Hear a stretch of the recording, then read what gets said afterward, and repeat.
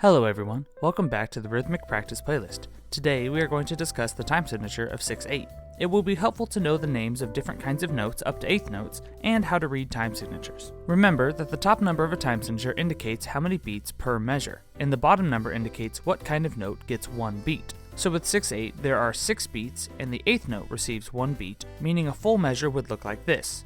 Now, seeing straight eighth notes like this does make it harder to tell at a glance where I am in the measure, so 6/8 will most often be grouped together into two groups of 3. Classical musicians may call this compound duple, compound meaning groups of 3, and duple because there are 2 groups. When playing 6/8, it is important to remember that because the eighth note gets 1 beat, the duration of all other notes also changes.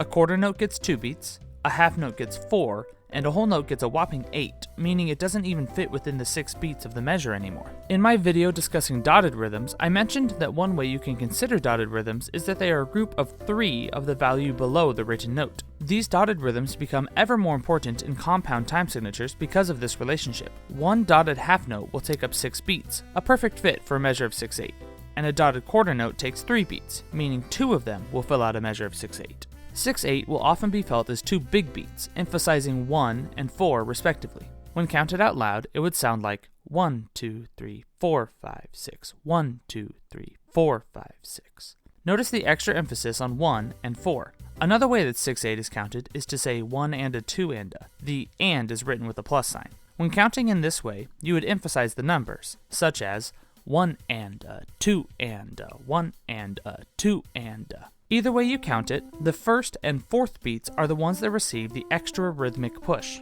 If you are good at fractions, you may have noticed that 6/8 and 3/4 share some similarities. Musically, they are similar in that there are indeed 6 eighth notes in both measures.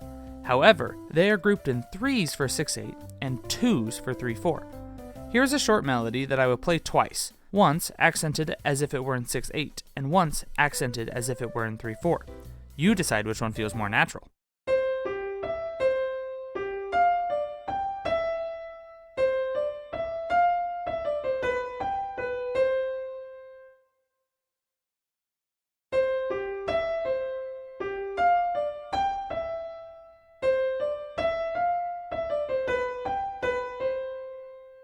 As always, thank you for watching. If you do not see a topic you would like me to cover, or have a question, please leave a comment down below.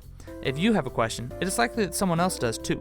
A like, share, and subscribe are always appreciated. I look forward to working with you to build your skills from the ground up.